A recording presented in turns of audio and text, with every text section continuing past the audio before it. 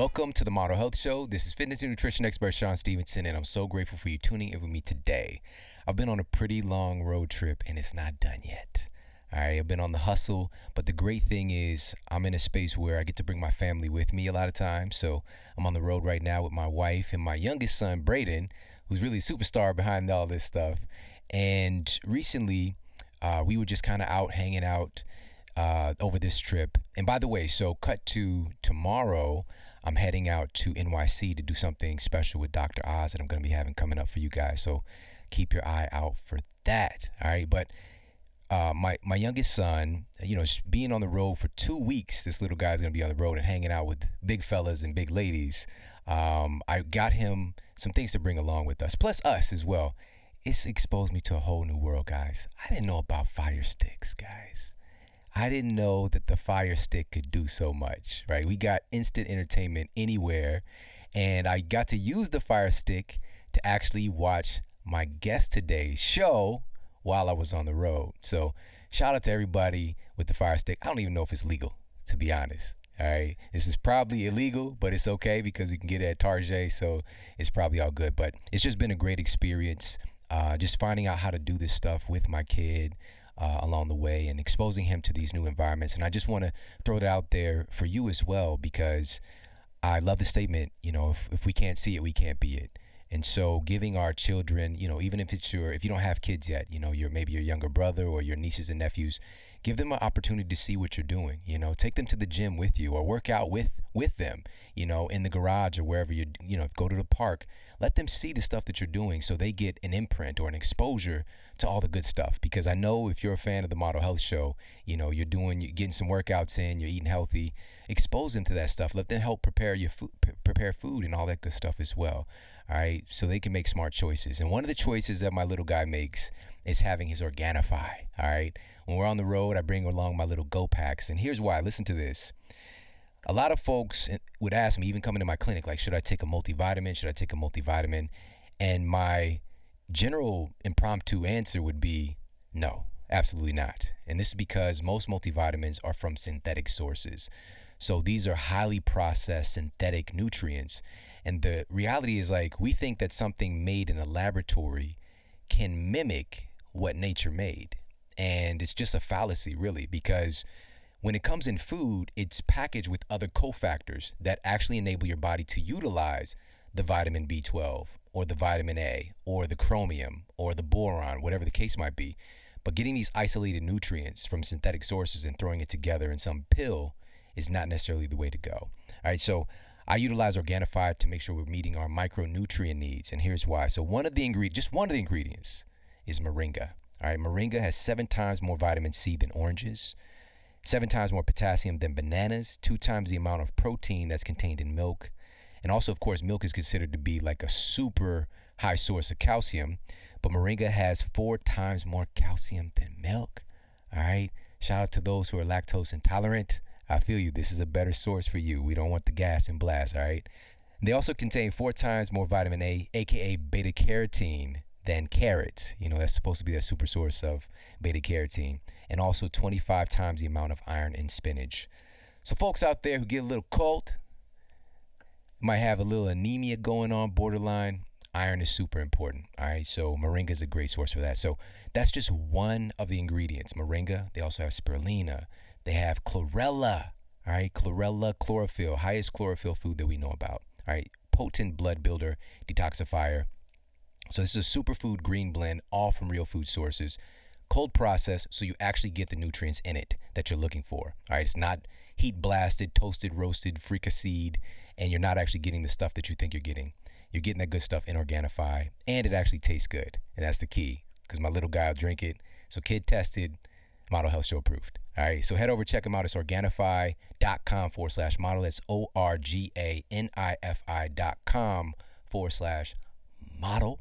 You get 20% off.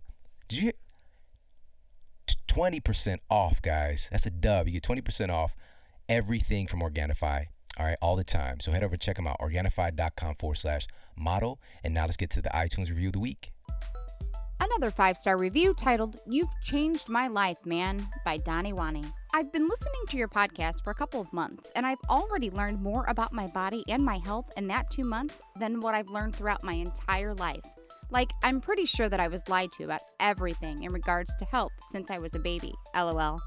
Thank you for having your passion to help people understand what it truly means to take your health into your own hands or into your gut. I'm on the hunt for a mentor/coach now, thanks to you. Keep it up, Donovan. Wow, thank you so much for leaving me that review. That means so much to me. I truly, truly appreciate you sharing that and sharing a little bit of your story. And guys, please make sure to head over to iTunes and leave me a review if you've yet to do so. I truly do appreciate it. All right. And by the way, if you've been waiting to do it, like, I'll leave him a review. You can pause this and I'll be here when you get back. All right. So just head over, leave me a review, and I truly, truly will appreciate that. All right. Now, on that note, let's get to our special guest and our topic of the day. Our guest today is Andrea Navedo, and she began her career on daytime soap operas One Life to Live and Guiding Light, and in later years had her landing a co-starring role in the hit TV show Jane the Virgin, which is so unbelievably good. Like, I'm so hooked on this show now. And I personally first saw her steal the scene in the movie Bright with Will Smith. All right. Shout out to the Fire Stick again. All right. So, and that's on Netflix, so make sure to check that out. And most importantly, she's a dedicated wife and mom of 2 awesome kids. And she's passionate about health and fitness and has been working like so many of us to uncover what works best for us in this busy world. And I'd like to welcome to the Model Health Show my friend, Andrea. What's going on? Thank you. What's going on? Thank you so much for having me. You know I'm a fan, so I'm very honored to be here. Oh, it's totally my pleasure. You're the best. I just love hanging out with you and getting to know you more. And you're just a really special human. So really, thank you. Oh, no, thank you. Thank you. So I want to talk about that and a little bit of your story. So, you know, we do the superhero origin story here because you are a superhero. I thank you. I mean, right. Wow. Okay. You took the cape off when you came in, but you know. So let's talk about it, you know. So, and of course, getting into acting happened a little bit later. First, let's talk about where you grew up.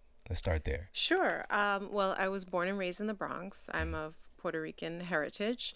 I grew up in adverse conditions, particularly in the South Bronx. We were on welfare for a time. My mother was in a marriage with my stepfather that was very volatile and violent, and wasn't good for me or my sister to see or witness. So that was challenging, and I was also sexually abused as well. So that was, you know, not a great thing either. But I would never rewind time, you know, because I feel like I've taken an experience that was very painful and I've turned it into my strength. Yeah. So I use that to like power through a lot of challenges that I come up in my life. I feel like it's just made me a stronger person. Yeah. So I'm grateful for that. And, you know, I just got the opportunity to see my mom leave a bad marriage.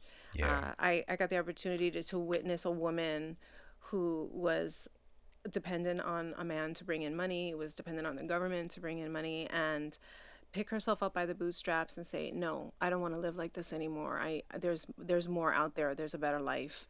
And I witnessed my mom go back to school, educate herself, get a job working for Merrill Lynch at the World Trade Center. Awesome. I mean, what a great example that my mother set for me, and you know, in terms of work ethic and doing homework, because you know, I was in school at the time. I didn't like school. I was not a good student. I'm gonna admit right now, I was not a good student. But seeing my mother model that, model being a student, and then having results oriented from that, getting a job at Merrill Lynch and working her way up the ladder, corporate ladder, and moving us, and witnessing her, you know, write a sort of Dear John letter to my stepfather, and pack us all up and move us out, and never looking back twice. And that was a turning point in my life, and thank God that my mother was strong enough to do that. And I think I was telling you yesterday at dinner that, you know, I think my mom has some guilt about, you know, the way things went down. And she even admitted to me that when I was 12, she apologized to me. And she said, Andrea, I'm sorry. I didn't protect you. I was the mother and I should have protected you. And I'm sorry. And that was so healing for me that she said that. I mean, so many people would not admit that to their own kid, like they would just prefer to like not sit in the pain and not confront it. But so what my mom did that day was really put me on a journey of self-healing. Yeah. And it's made me a better mother and a better person. And like just modeling that, owning up to something that you did, a failing, a shortcoming, whatever it is. Yeah. I now am the type of person that I'll apologize to my kids. Like, I'm not going to have an ego about apologizing to my kids. Yeah. Some people can't do that, because they feel like, oh, I'm the parent. I'm supposed to be the authority. So no matter what I say, whether it's right or wrong, I don't have to apologize. No, I apologize to my kids because I want my kids to be the people that also apologize too. Mm-hmm. Right. That also are willing to look at their ugly and own up to it and then be willing to change. So my mom did that for me, and that was really, really important. Of course, I got lost a little once I hit my teen years. I went off the deep end, met a guy. Oh, that's how it starts. Oh, man, it was not good. It was not good, but it was good. It was 14. I met a guy. He was my boyfriend for 13 years. I was 14, and he was my boyfriend for 3 years. Could you imagine at that age, 14 to 17, having a boyfriend? It just blows my mind. But I think, coming from an abusive background, part of what happens when someone has been abused, sexually abused, is that they mix up. They get mixed up with what love is and what sex is. Yeah. And so for me, I just wanted to be close with a guy who I thought was going to love me, and, and that it had to involve that. I didn't know I was going to talk about all this. Is this okay? No, this is great. Oh, okay. This is absolutely. I had no intention. Yeah, no, please, because there's people listening right now who need to hear this, that feel the same way. There are parents who have guilt, and they feel like they haven't protected their child in some form or fashion, or they feel like their parent didn't protect them. This is the realness of you, and what I admire so much. Yeah. Okay, good. So it's like you can't rewind time. Like, my mom can't undo what happened, right? But she did so much just by owning up and just by apologizing. Yeah. And it really closed a gap between the two of us. Mm-hmm. So that was really, really important. But back to the boyfriend thing. So with this guy, not doing the right thing. Oh my God, I was so lost. I hated school. I stopped going to school for 1 year. Wow. I just on your report card, you got A's, B's, C's, D's. I had a Z. What is a Z? My report card was like Z, Z, Z, Z, Z all the way down. And that was because I just didn't go. Man, it was like, what's the last alphabet exactly letter? Let's give her Z. Exactly. That's crazy. So it took me 5 years to graduate high school. Yeah. But here's the deal. Like, I was just like sleepwalking. I really wasn't aware, and I didn't know what I was doing. And actually, it was a violent relationship as well. So on top of everything else, he used to hit me. And I thought to myself, well, that's normal. That's what happens in relationships, because that's what I grew up seeing. And one day, I don't know, the switch in my head flipped. Mm-hmm. And probably because I saw my mom leave. Mm-hmm. And I said, no, I want better than this. I want to go to college. I want to do stuff with my life. Like, what the frick am I doing? Yeah. And it was also after one episode one day where we got into some sort of argument, some sort of fight, and he had 2 pit bulls.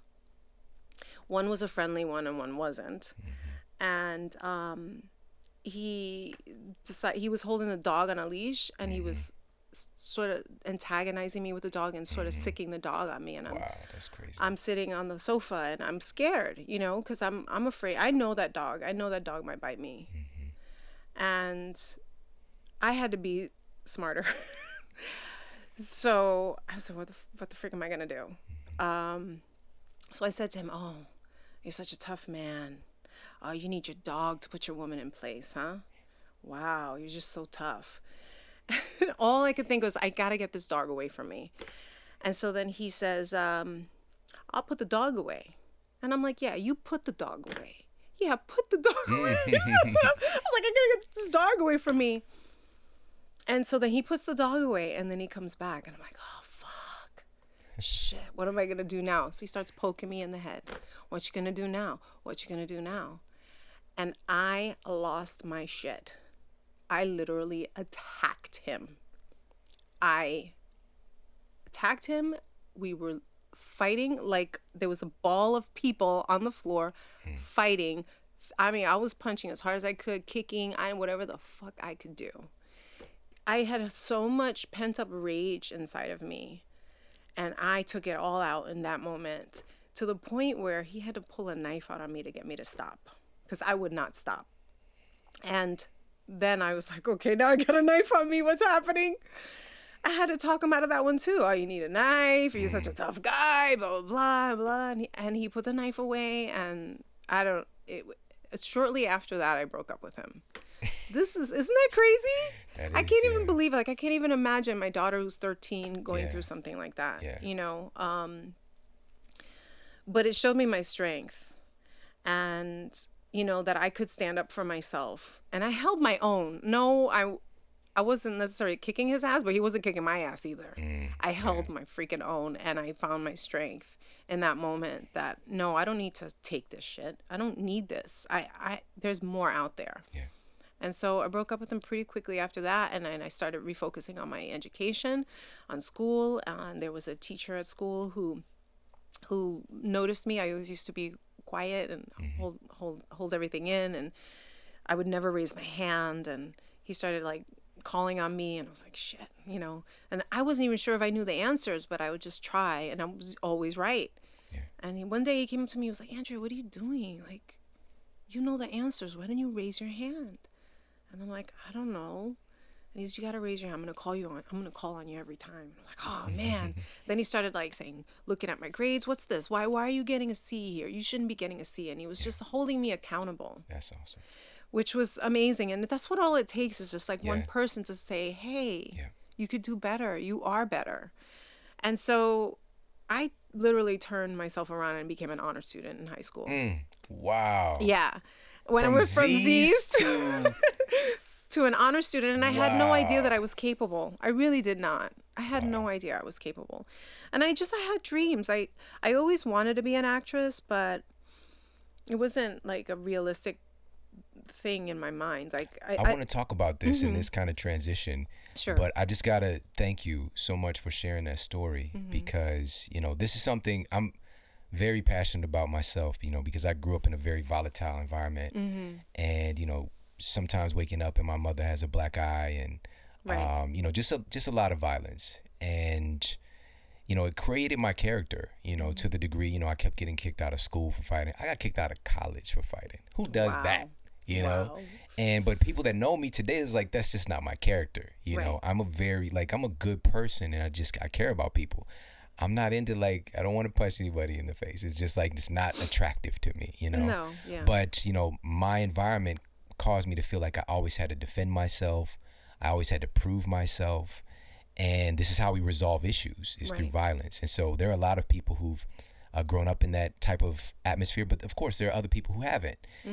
But they are also dealing with scars from the way that they grew up. Maybe it wasn't physical abuse. Maybe it was a psychological abuse, you know. But many people, I'm grateful for you sharing this, because for other people to know that they're not alone, you know, with the things that people have gone through. And like, I even feel tears right now, just kind of walking with you with your story, because I was there. I really felt like I was there with you. And it's just like, who is this guy? Like, I picture him. The picture, though, is probably messed up. He's got like a jean jacket with like cut off sleeves, you know. Maybe not far off. All right, so this is just how I picture it, you know.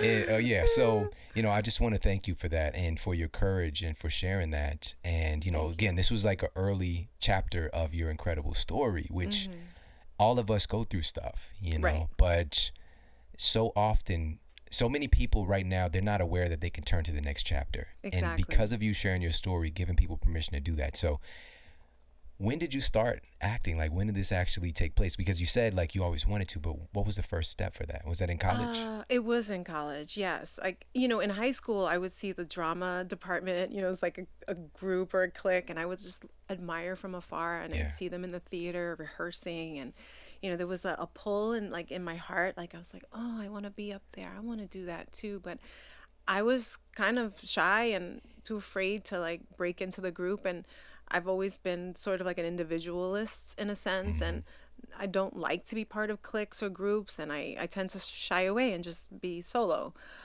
So I wasn't brave enough at that time to try and figure out how to become part of it. But in college, the only college that accepted me, Oh wow. which is kind of cool. I mean, that's a fun story too. I mean, my teacher, the teacher slash mentor that, was keeping tabs on me. Yeah. He says, you want to go to college? And I was like, yeah, it was time to apply, but I didn't have the grades, a grade point average. I had the grades like my senior year, but I Right, didn't yeah. have the grade point average. Same here. Yeah. And the only school that he got to get attention for me was SUNY College at Old Westbury in Long Island. And so he wrote to them about me and told the administrator about me. Oh, And so awesome. yeah, and so then the administrator said, well, have her write an essay. And so I wrote an essay about, why I didn't do well in school and what happened to me and all of that. And, I had no idea whether I was a good writer or not. I mean, I didn't really do so great in school, so I had no idea. But my teacher took me there to do the interview. I met the administrator, and he goes, I liked your essay. And I'm like, thank you. And he goes, did you write it? And I was like, yeah, I wrote it. And he goes, it's really good. I'm like, thank you. And so we talk some more. And then he goes, all right, I'm going to give you a chance. I'm going to let you come to this school. He goes, but you do not have the grades to get in. But I'm going to let you come. He goes, you don't get good grades, you get kicked out. That's the deal. And I was like, all right. And thank God. I mean, and I remained an honor student the whole time. But cut to first semester freshman year, I promised myself that I was going to try new things. I wanted to explore different subjects and things like that. And I didn't know what I wanted to major in. Of course, I knew in the back of my head that there was a theater department. And maybe this was my way, like turning over a new leaf or a new environment, new people. And I was walking down the hall one day and I saw an audition sign to audition for this play. And I'm telling you, literally, it was like a romantic movie where the two lovers see each other for the first time and they make eye contact and the wind is blowing and you're just like, oh my God, the heart's fluttering. And that's what happened to me when I saw that audition sign. And I was like, oh my God, I want to go. And then immediately I started talking myself out of it. Right. Yeah. The chatter was like within 5 seconds, the chatter was, well, you don't have any acting experience, Andrea. You can't compete against college actors. You're gonna fall on your face in the audition. And I already started feeling butterflies in my stomach at that point. And then I was like, oh, that's true. I can't do it. I shouldn't do it. And then I started talking myself out of it. But then I made a mental note of when the dates were. It's just so funny. It was like I split my head in two. And I was like, okay, that's when the dates are for that audition. But no, I'm not going to audition. And so then days went by and I had it in the back of my head. And then just processing it in my head, I said, man, I made a promise to myself. I promised myself that I was going to be open-minded and I was going to try new things. And for me, the lesser of two evils was showing up because I didn't want to have any regrets. I didn't want to look back because I already had the regret of not doing well in school. I had the regret of taking 5 years to graduate from college. I had the regret of wasting all that time, and I couldn't get it back. And I could only get into one college. And it wasn't even like that great of a college to begin with, So it was like, no, I'm going to go. So I made myself go that day. And lo and behold, I got a part. And I did the rehearsals, did the performances. I had an amazing time. I was just in my element. I loved it so much. I was just so in love. And at the end of the production, the theater teachers asked me if I wanted to become a theater major. And I Wow. was like, yes, I do. And Yeah. I wound up graduating with a BA in theater with a concentration in acting, and here I am now to That tell the moment, story. that's so beautiful. Is that romantic moment led to Hmm. you being here today and doing all of these amazing things. So we were hanging out last night at Hmm. this restaurant. We give them a plug, shout out True Foods Kitchen in San Yes. Diego. And, just having somebody come up to you, Yeah. like, it's like, excuse me, I don't want to bother you, Yeah. because you of that romantic moment, Because of that so romantic moment. beautiful. And this is like one of the things I love to tell this story only because I really want people to follow that gut feeling, that, Yeah. the heart flutter, when it's right, I think it feels light, Yeah. it doesn't feel heavy. So I like to follow the feeling that I experience that something feels light. And Hmm. that's kind of how I make my decisions. If something feels heavy, oof, and I have like hesitation or turmoil, then and I can't make a decision right away on it, I know it's not the right thing for me. Like, you know, when you asked me, I mean, immediately, when you asked me to do this interview, I mean, it was an immediate yes, and it Yeah. felt extremely light. Yeah. But the thing, and then I hesitated, and then I didn't tell you right away because I was like, I don't want to look desperate. That's terrible. I'm totally admitting I don't want to look desperate. But it's true. I was thinking that, but maybe that was a side note. That's so awesome. And big shout out to your husband as well, because Yes. he's the one who told you about the show. Yes.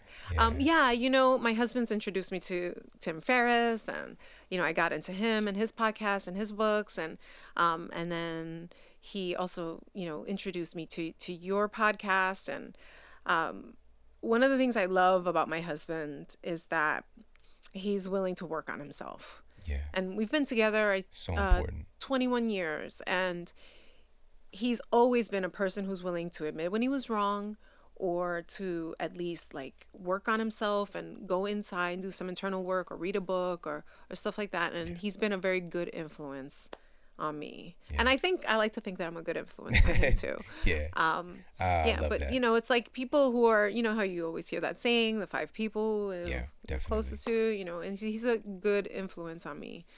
So yeah, he introduced me to you, and he's a fan, so pretty cool. Well, I just want to thank him for being amazing, and also obviously you're amazing too. So I'm very grateful. So we got college taken Yes. care of, an amazing like epiphany experience takes place. So how do you start? Where does these soap operas come into play? Were you coming in because I've been doing my homework on you Yeah. and looking at like you're gonna be the girl next door, the person you see yourself to be, but it wasn't really like that. So can you talk about that? Yeah. Growing up in New York, and just in the era that I was growing up in, there weren't a lot of images of me or people of color on television and film. And if there were some negative ones. And so as a kid, I kind of felt invisible because media is so important. You turn to media every day. It's constantly in your space, in your sphere, your eyes and in your ears.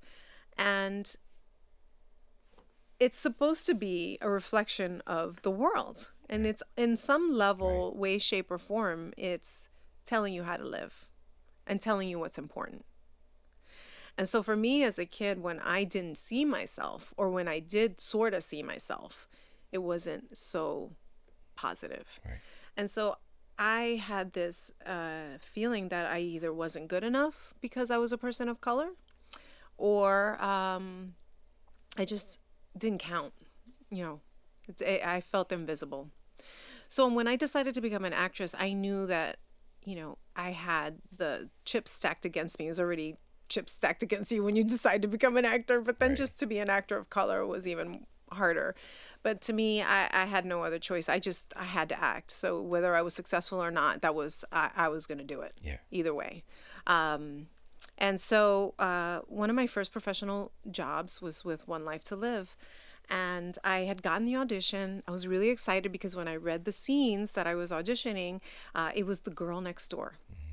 And I was so excited because I felt like, hey, I'm the girl next door. And, the industry is finally seeing that Latinos and African Americans can be like the girl next door. Yeah.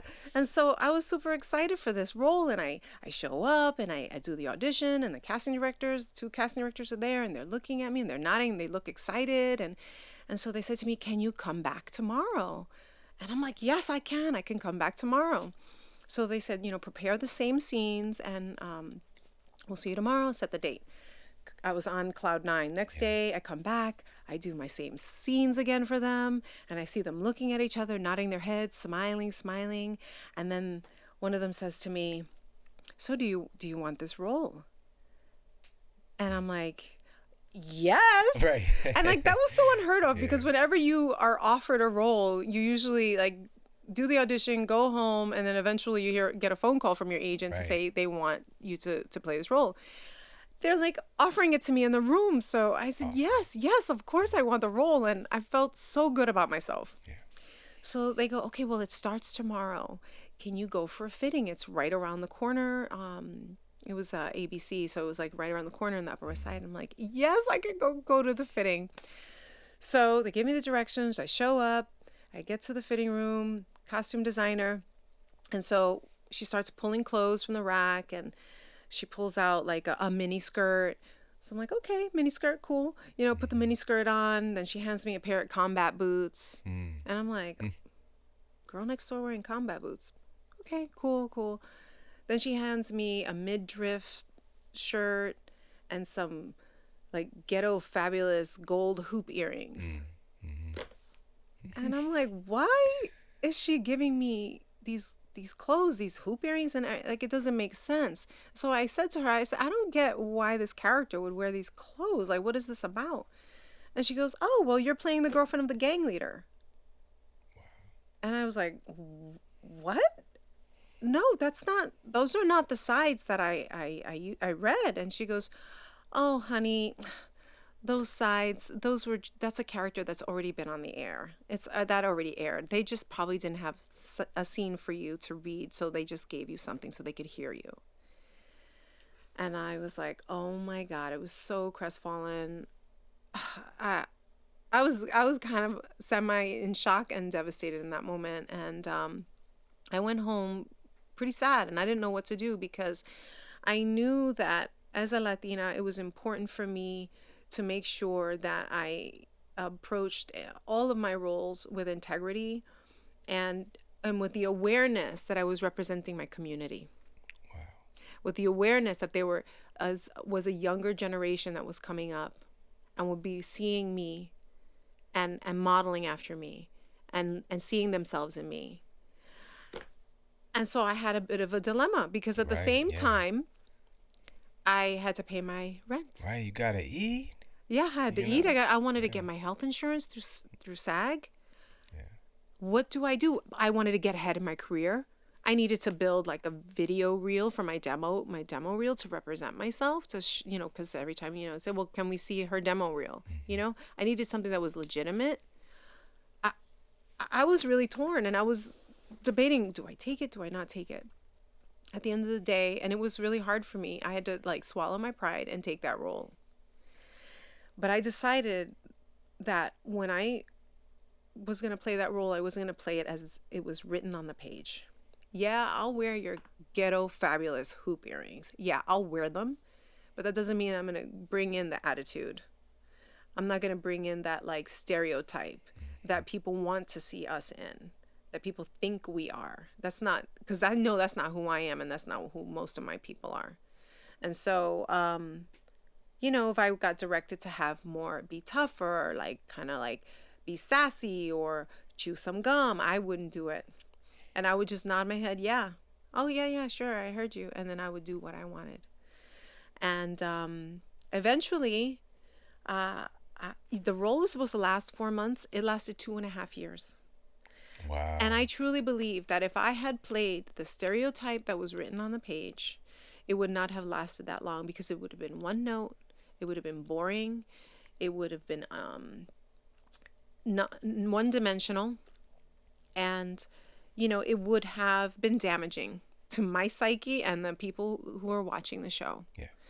And so eventually the character started to have a little bit of a conscience and have more of an interesting storyline where she found herself in some dilemmas and caught in between, you know, good and bad and all this other stuff. And I eventually I got paired with like one of the lead characters on the show and all this other stuff. And I truly believe that, you know, if I catered to that stereotype, I wouldn't have lasted that long. And I'm grateful that I did it because, you know, it paid the rent. And it gave me some credibility. Right. So got the quote, foot in the door, you know. Foot in the door, exactly. Yeah. And a lot of times, you know, first of all, it's really amazing. And I'm seeing this now, you know, even with folks listening to the show, the younger audience and how much awareness that they have. Like you had this awareness about like, this is bigger than just me. Exactly. And how I'm portraying myself, and having that awareness at such a young age and approaching your career with that is just really, really powerful. Yeah. You know, when I got started in the business and I was, 19, there were some opportunities that came across my way, you know, with some name men in the business that, you know, I could have had, an intimate relationship with. But I decided at age 19, when I decided to become an actor, when I made it my major in college, I was like, you know what? If I'm going to get ahead in this world, I'm going to get ahead on my merit, on my talent, and my hard work. There is no way that I'm going to get ahead and be the girl that someone can say when I walk into an audition room or anything like that, and someone whisper about me, oh yeah, I did her. No, that's not going to happen with me. And so I was in some situations, and I never went there. You know, I didn't allow to go there.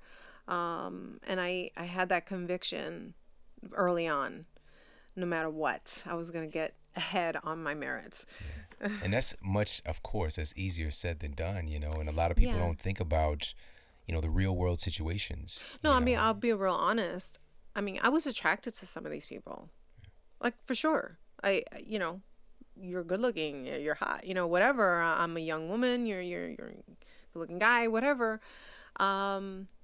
If they weren't famous, maybe I would have been like, yeah, let's hang out, you know?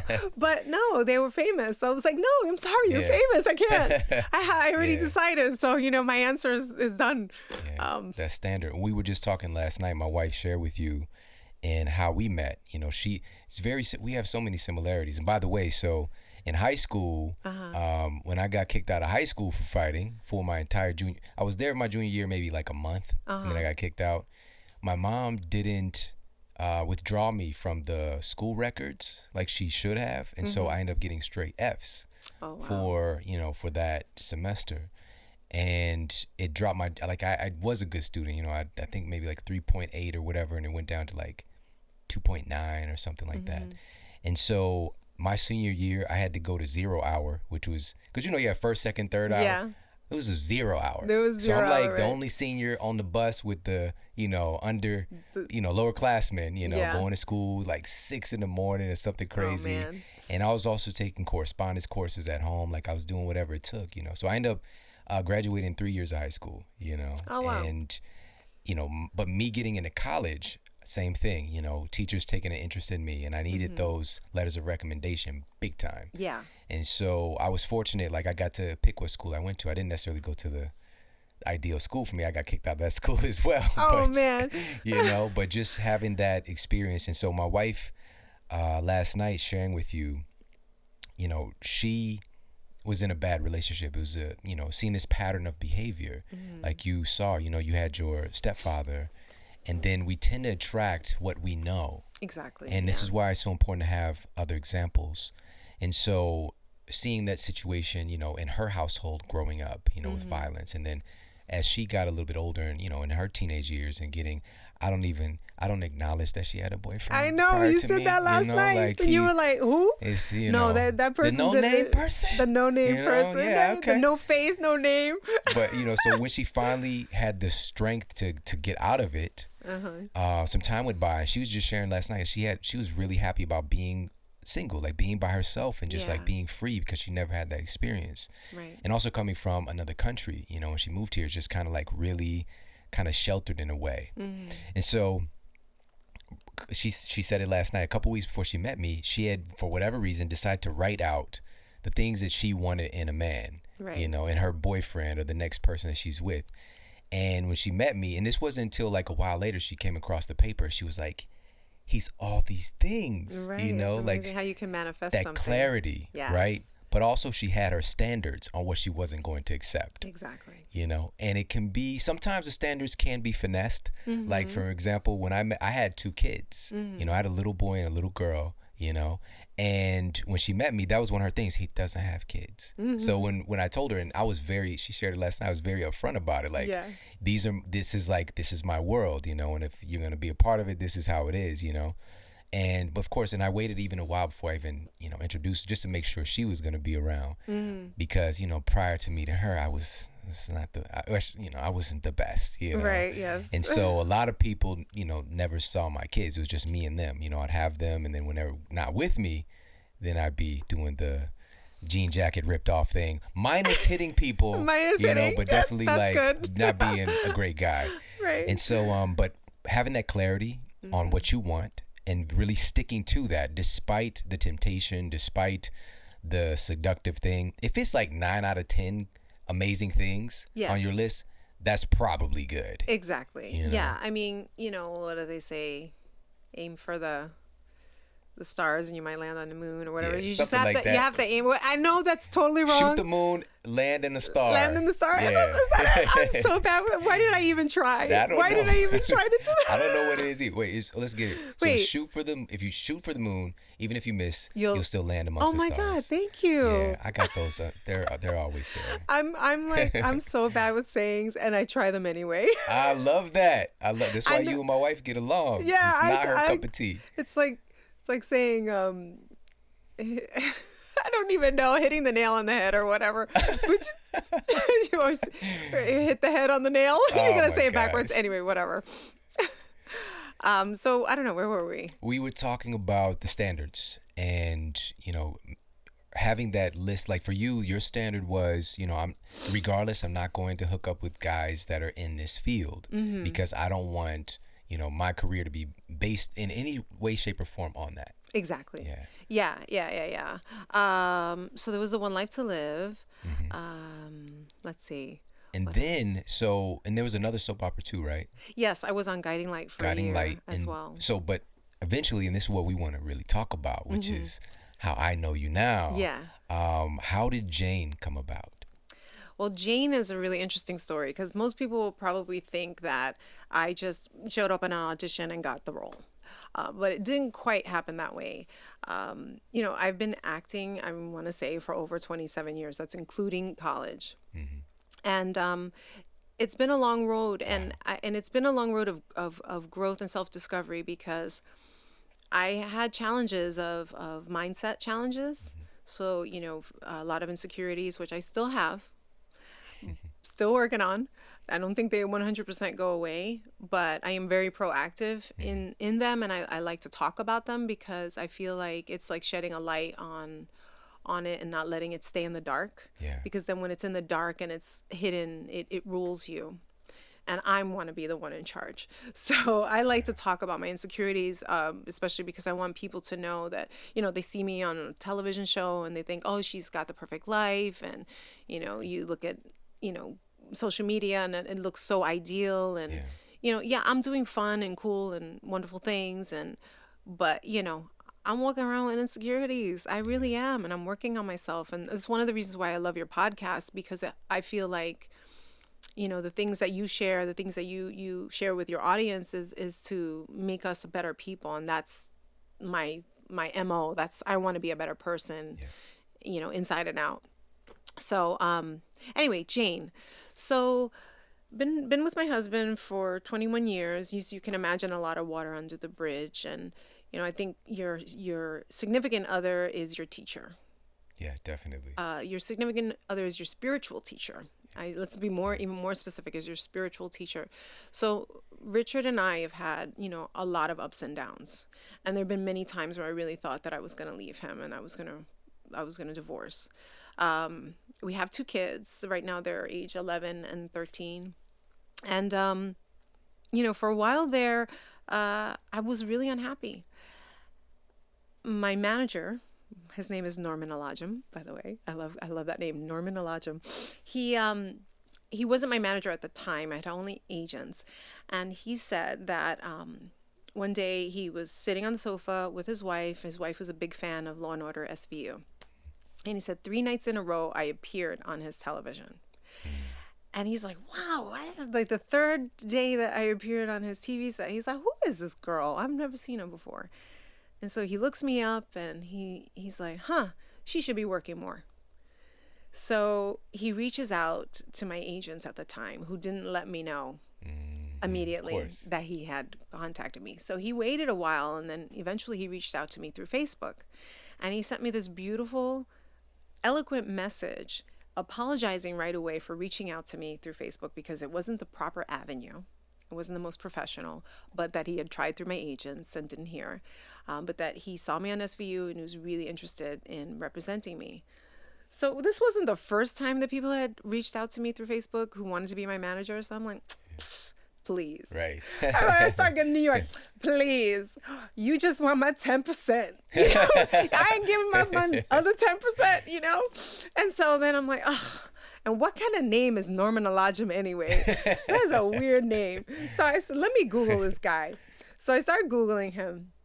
And then I start to find out that he was one of the founders of Writers and Artists Group, which went on to become Paradigm, which is a big talent agency now. He was the head of talent for 10 years at Paradigm.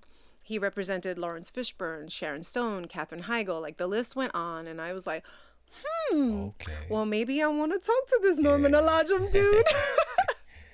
And thank God for Google. Anyway. Right. Right. Then he also, I discovered this blog that he had started called Letters to Mckenzie.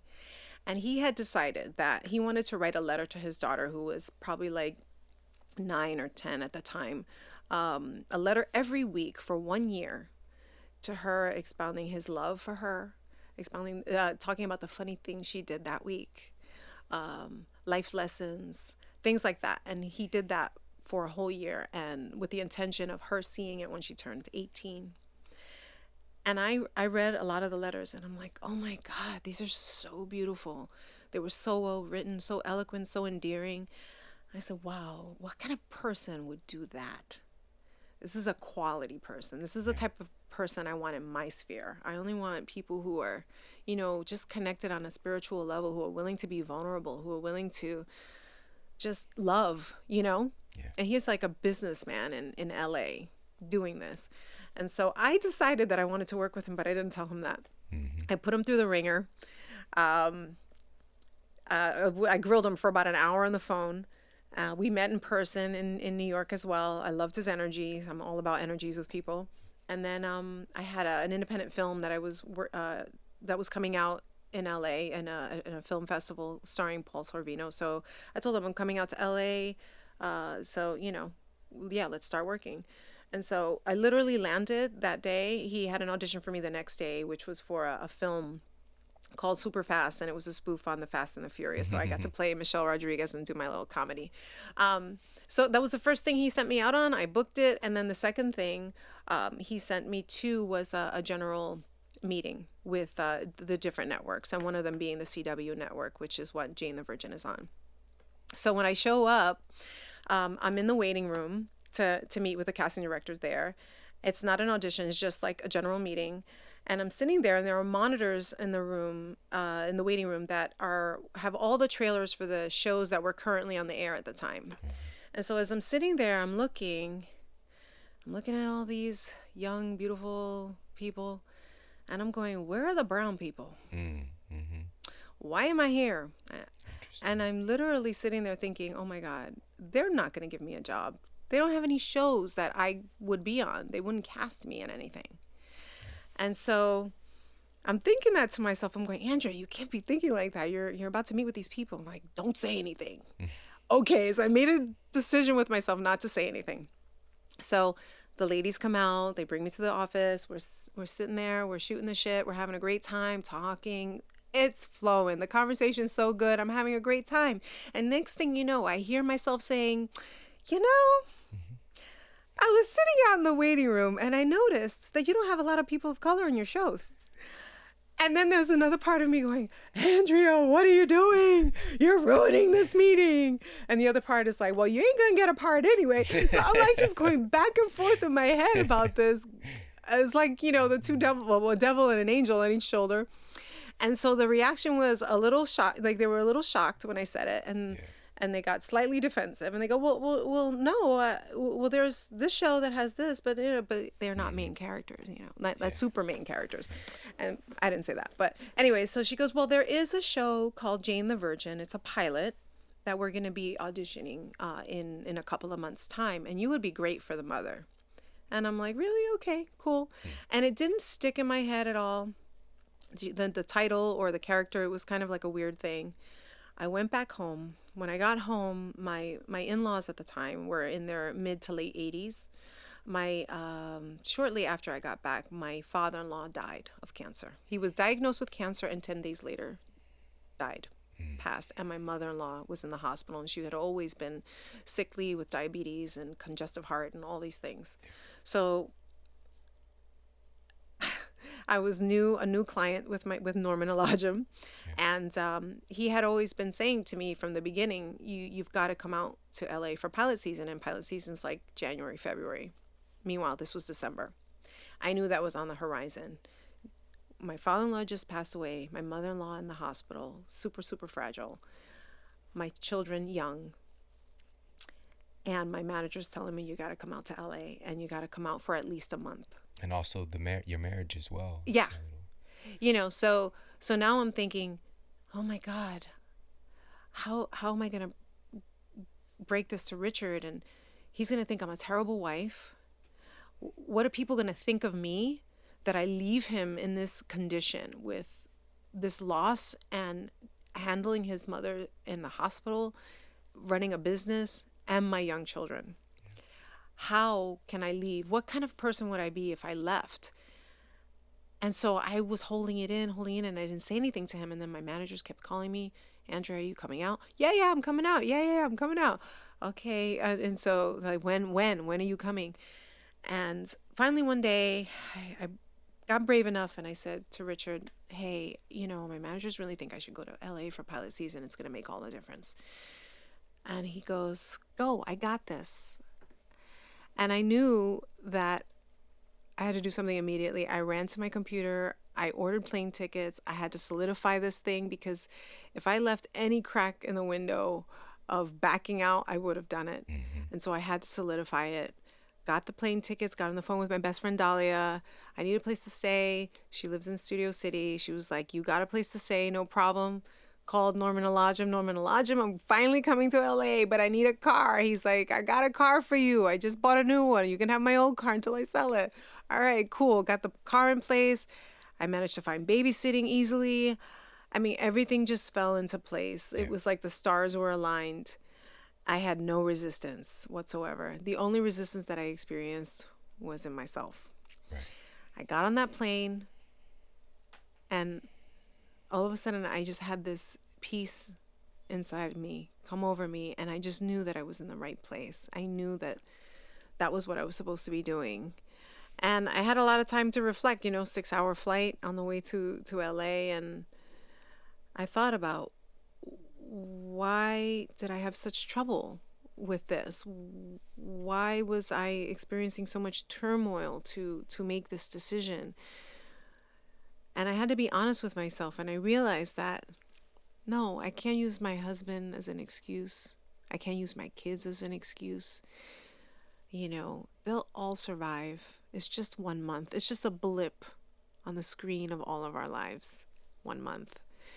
The real reason why I had such turmoil and resistance to going was because I was scared that if I left them in that condition, in the worst time to leave, for an entire month, and came back with no job, I would feel like a failure. I would feel like I wasn't good enough. I didn't make the cut. And it would be so embarrassing and so heartbreaking for me. And happy to say, 3 days later, after I landed in LA, my first audition was for Jane the Virgin. And as soon as I walked out of the office, they called my managers and said, we want to put her on hold. And thus began the wild roller coaster ride of being put on hold for a series regular role. And I had to do 3 more auditions, screen tests in front of all the execs at CW, and chemistry read with Gina Rodriguez. And I came home with a freaking role. I came home a month later. I came home a winner. I came home and I showed my husband and my kids that I was willing to take a bet on myself, that I was willing to say that I count, that I have a voice and I'm important, and that your dreams are worth pursuing. And you can't use your kids as an excuse. You can't use other situations as an excuse. At the end of the day, it's you. You're responsible for everything that happens in your life. And so I was able to model to my kids and even my husband and even myself that you have to dare to dream, dare to get outside of the box, dare to get outside of your comfort zone, dare to face your fears, because that's where the magic lies, on the other side of that. When you stay in that comfort zone, ain't nothing going to happen. Yeah. And so I'm so glad that my kids have gotten to witness me be scared and do something anyway. And it's been a blessing because, you know, the kids got to be out here for 2 years of school and live in California by the beach and come watch me work and watch me, again, be scared for certain situations and put myself on the line at events and, you know, interviews and all kinds of stuff. So they got an opportunity to see that. They got an opportunity to see me and my husband make something work that, you know, is not a traditional ideal way that a family could or should be functioning, and disregarding the should and, you know, saying, hey, no excuses, we're going to make this work. And so it's been a great experience, but challenging for sure. Oh, wow. I'm so grateful for you sharing that about, you know, because a lot of people might see you and they don't see the fact that you have, and you shared this with me before, you have insecurities as well. Yeah. And for you to have these fears and for you to continue to push forward anyways. We actually just did an episode recently with my really good friend, CJ Quinney, who is kind of like the mastermind behind Eric Thomas, the, you know, #1 motivational speaker in the world. And he just talked about, because also like guys in this power position, and for him to come out and say like, I have fears all the time, you know, Right. and the difference between folks who are like, you know, struggling to really step into their greatness and folks who are succeeding at the highest levels is that they still have fears, you know, just like, you know, you still have your fears, but we just go through it anyways. We just move through it anyways. And for me, I kind of had this switch. I don't even label it the same. Of course, I just spoke on stage at this event, you know, was it yesterday? It's kind of all running yesterday. together. I know, it's all one big day. And you were there, which was so cool to have you there. But, you know, there are all these people that are kind of counting on me to deliver a message and, you know, to give them something of value. So, of course, there's a concern there. I can label it as fear. For me, I just label it differently as, you know, I'm really excited to share this. But there's fear there. I have fears. Everybody has fears. But that doesn't mean that there's something wrong with you. And at some point, there's grandiose idea, I'm going to be fearless. That doesn't exist. Like if you're fearless, you're not even here, you know? So it's just, I'm just so grateful for you sharing that. And also, if you could talk a little bit more about that, you know, having insecurities, and because there's so many people that feel the same way, and, you know, they look to somebody like yourself who, you know, you seem like you have so much, and it would be like, what insecurities does she have? Right. Yeah. I mean, you know, if you grow up in a violent household and you've been sexually abused as a child, how do you not have insecurities? You know, it's my lot in life. You know, no one goes through life unscathed. And so I've had to take the message of you're not important enough to be protected and, revered and endeared and all that stuff. And I have to turn it around on itself and say, no, I love me. I have to make choices that are loving to myself. So like when I decided to leave my boyfriend, that was a choice of me picking me and loving myself instead of turning to external circumstances to find love and validation. I have to turn around and love myself and make the choices that are good for me, that are going to help me. And so that's what I do when it comes to fear. And like you said, everyone has them. So, and I have probably my own customized Andrea fears that probably, is different. It's probably like a fingerprint for everybody. We all have our triggers. And I just every day make a conscious effort to see what it is, to talk about it, to shed light on it, to take it out of the shadows, to disempower it and empower myself through meditation, through exercise, through nutrition, through reading, educating myself, just trying to be the best person that I can be. I mean, I have to love myself, and that's how I conquer my fears. Wow. I would love to talk about, because Jane the Virgin, the show itself is amazing, but I would like to talk about what it means, the deeper level, the things that have come about as a result of you saying yes and the right person coming along with the writers and the script and the production. It's changed the landscape for a lot of us. And I'm going to do that right after this quick break. So sit tight. We'll be right back. All right, we're back and we're talking with my superhero friend, Andrea Navedo. Ooh, that was good. And just before the break, I was just talking about how Jane the Virgin itself has really kind of transformed culture in a way. And it's just like this huge, like you were talking about things that chip away. So can you talk about that?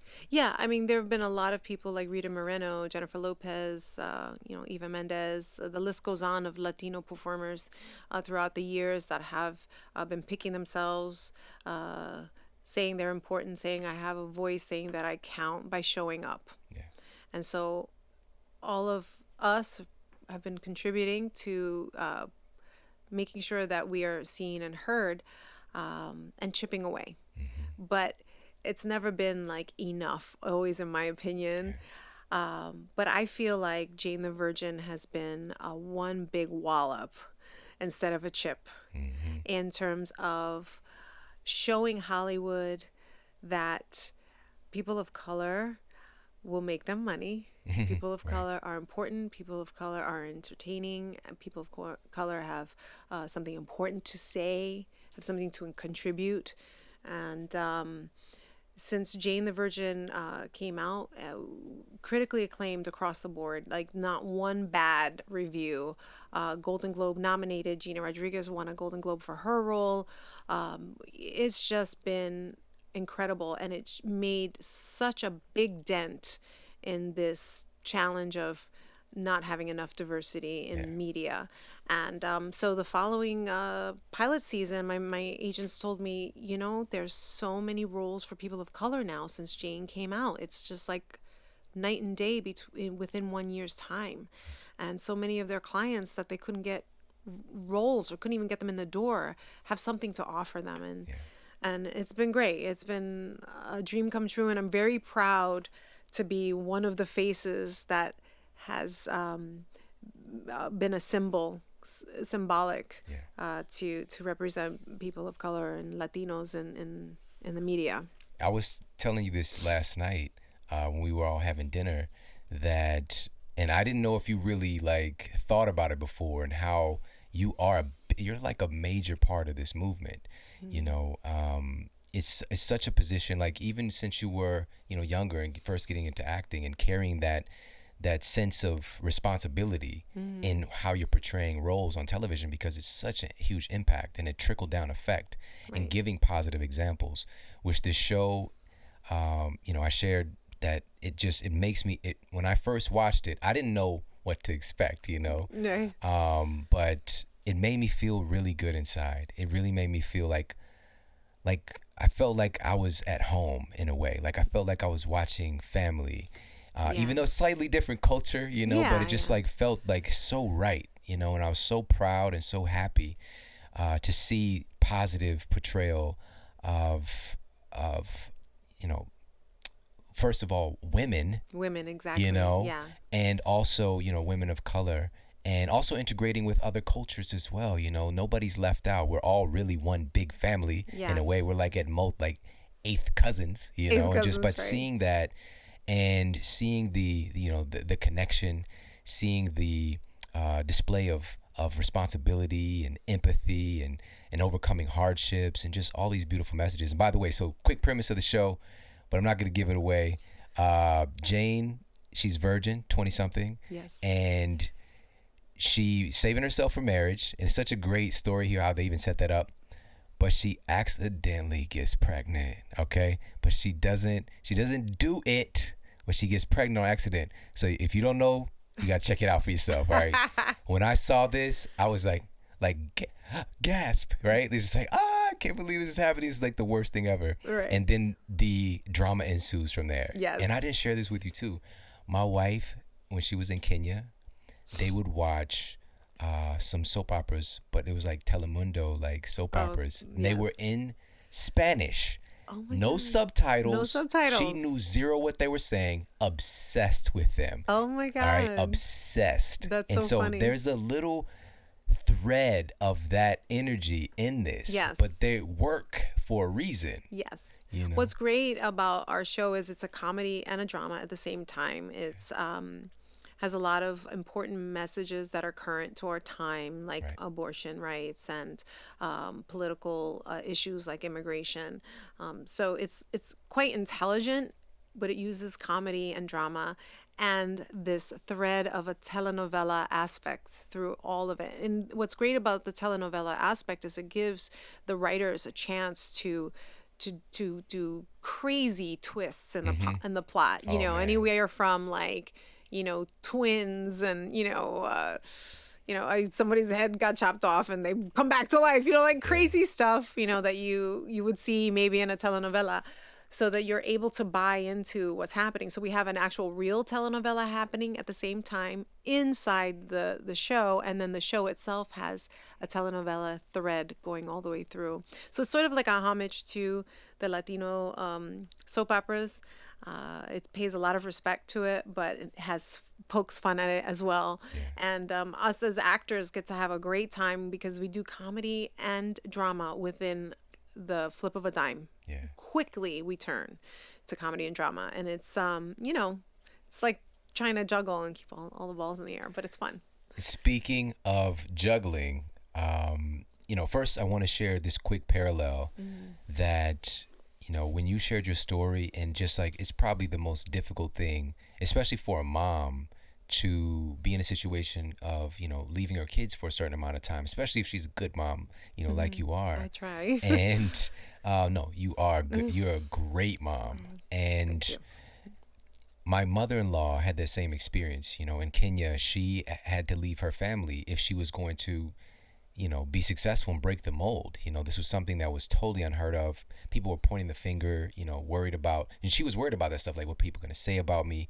She left her family to go to, she had 2 young daughters and a husband, and to go to the UK and to study to become an occupational therapist, which she did, and she became an instructor.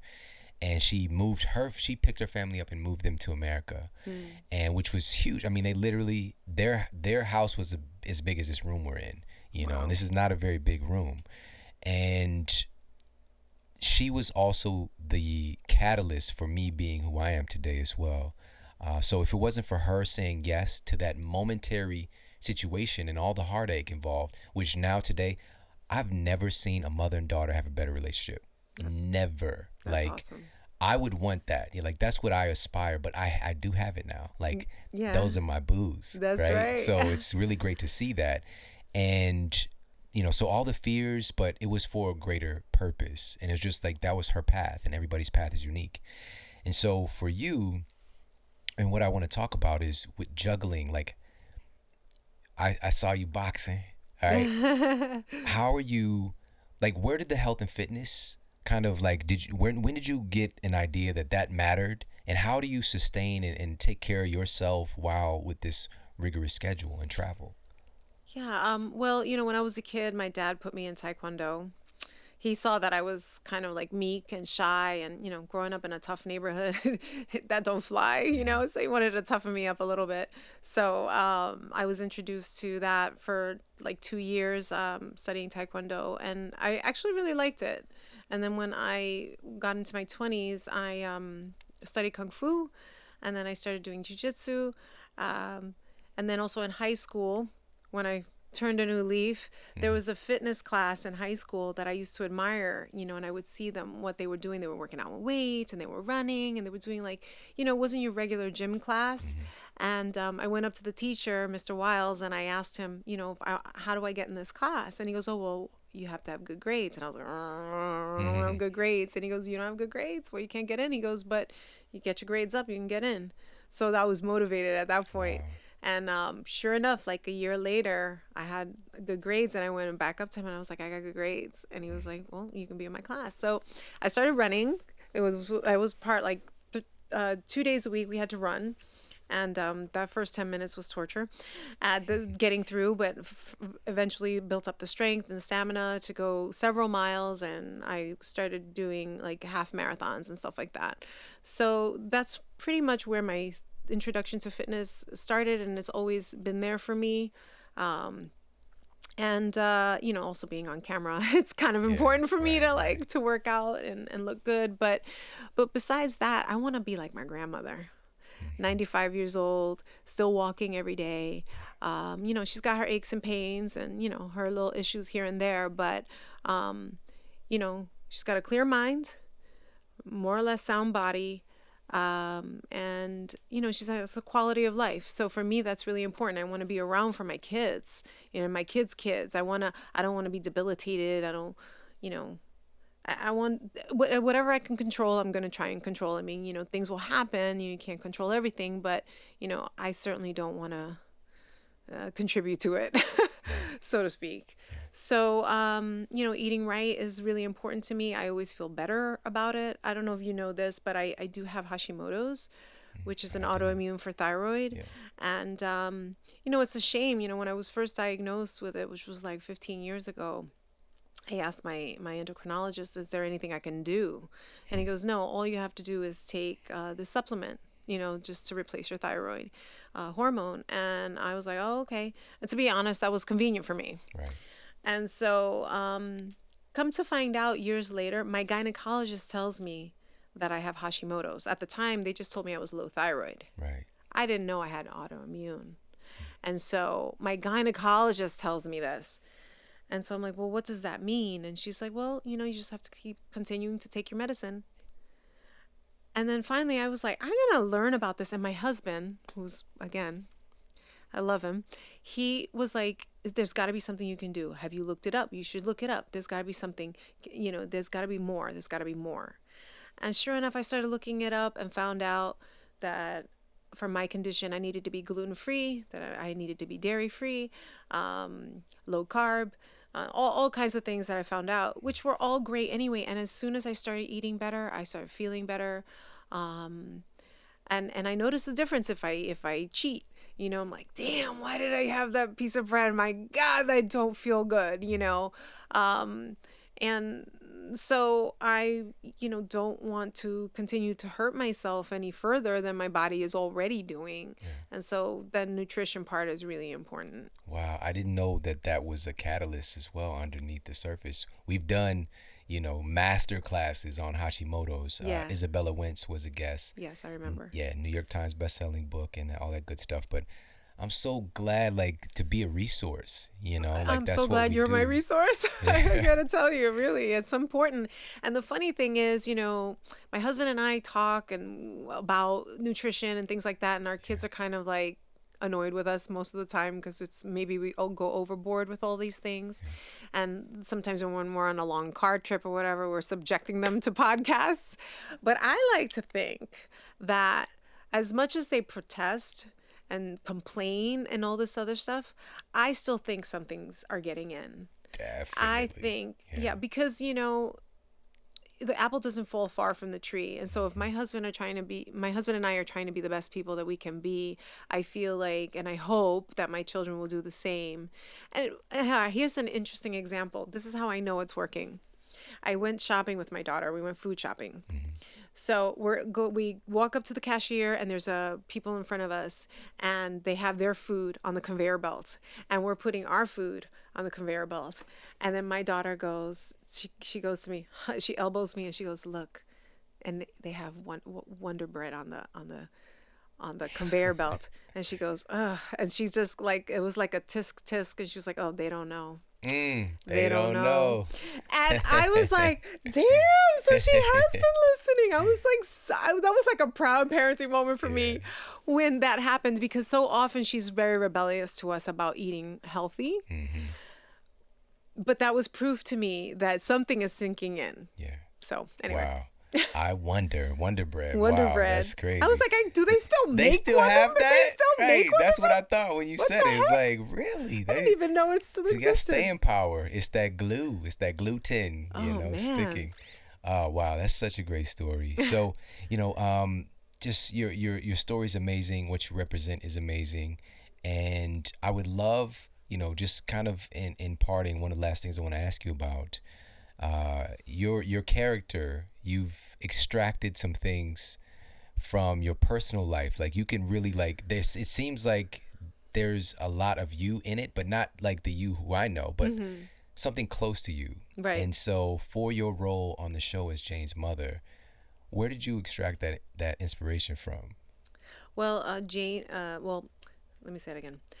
Xiomara is a very outgoing, vivacious, energetic, sexy woman. She has no qualms about expressing her sexuality or sensuality. And it's so different from me. I am just, I like to think I'm the girl next door. I don't know. Maybe I'm tooting my own horn. I don't know if that's good, but I am much more conservative, much more reserved. In fact, I'm usually an introvert in an extroverted job. So it's, I have to work to make myself outgoing. But my grandmother, 95 years old, back in the day, was always this vivacious, sexy woman who had no qualms about expressing it. And I always remember her with the grass straw hat, the farmer's hat that said Puerto Rico on it. And she had like a Budweiser can in one hand, and she was always dancing in the life of the party. And I remember like being 5 years old and her, pulling me to the side while we were dancing salsa, and she would say, "Mira, Andrea, you are a girl, and girls have to be sexy. So you have to shake your hips. Mira, así, look, like this, shake your hips, shake your hips." And I'd be like, "Yes, grandma." And I would shake my hips for her to try to make her happy. But that is Xiomara. It's my grandmother. Oh, that's so awesome. And also the role itself, Jane's mom is a single mother as well, and you grew up in that that atmosphere with your mother as well. Very strong woman. Yes, I would say that really Xiomara embodies all of the women that I grew up with. My grandmother, my mother, and my aunts. They were all of the ones that kept our family together, kept the roof over our heads, food in our bellies, clothes on our backs. They were the ones that worked really, really hard and modeled for us how to take care of a family, no matter what. I love it. Listen, you're one of my favorite people. It's official. Really? Yes. All right. You're going to keep me around? I love hanging out with you, and you. I love the energy that you bring, and I love what you stand for. I love that you love your kids. I love that you are embracing just how important what you're doing is, and I think that you're going to do a lot more of that. And so I want to keep people's eyes on you, make sure they're following you. So can you let everybody know where they can connect with you online, like follow you, Instagram, Sure. which I love. Yes. And also let them know where they can find the show. Yes. So on Instagram, Twitter, and Facebook, it's at Andrea Navedo. And they can watch Jane the Virgin on Netflix and on the CW network. So on Netflix, Jane the Virgin has the first 4 seasons on. And next fall, season 5, which is yet to be filmed, will start appearing. So on the CW network. Awesome. And that's where I was watching is Netflix. Thank goodness. Yes. Hashtag fire stick, maybe hashtag illegal, but all good. So final question, what Yes. is the model that you're here to set with the way you live your life personally? Wow. The model that I'm here to set is to not let excuses hold you back, to be a woman of integrity, and to be an example to my children, and to be an example to other women in the world, that you can be a mom and you can still pursue your dreams and, be the best person that you can be. Yeah, love it. Simple and powerful. Thank you so much. Thank you. You're the best. Thank you. Everybody, thank you so much for tuning into the show today. I hope you got a lot of value out of this. There's some credible insights here, and she's such a great storyteller as well. And I just really felt like I was there with her along this journey. And make sure, of course, to check out the show, but most importantly, check her out online and follow her on Instagram or whatever social media that you're frequenting, because she's just the inspirational figure, and I'm glad to call her a friend now. So one of the things that she shared with me before was that if it feels light, it feels right. And I love that statement so much. If it feels light, it feels right.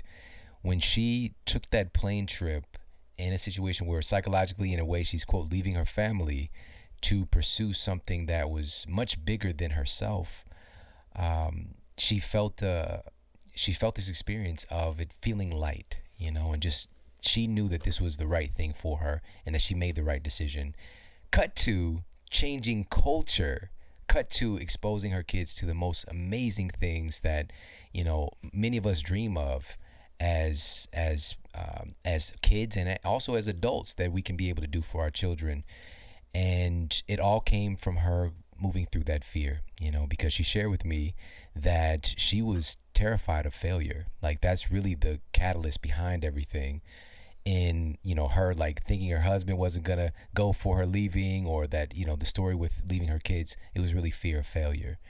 And when she won big. And I'm just so happy and grateful and proud of her, and proud of all of us for stepping into that, stepping out of our comfort zone. Because I'll tell you one thing, I remember seeing Chris Rock live, and he had up on the stage, like, in these big letters, that comfort is death, so it's just like, this is something that literally is going to take you out. All right, because if we're living in this comfort zone, we're not growing.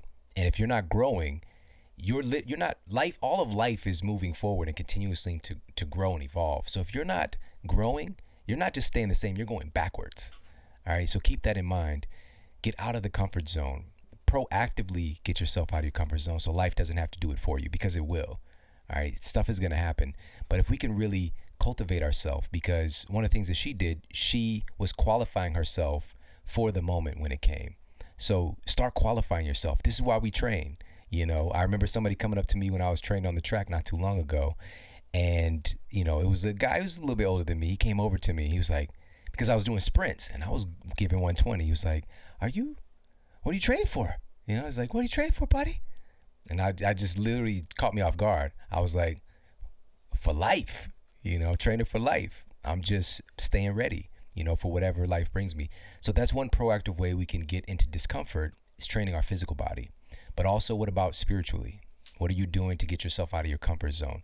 With your relationships, what are you doing to get yourself out of your comfort zone? With your career, right? All these different areas, proactively do those things, because it's just going to build you up stronger, and make sure that you're ready for when your moment comes, because it will. All right, I appreciate you immensely.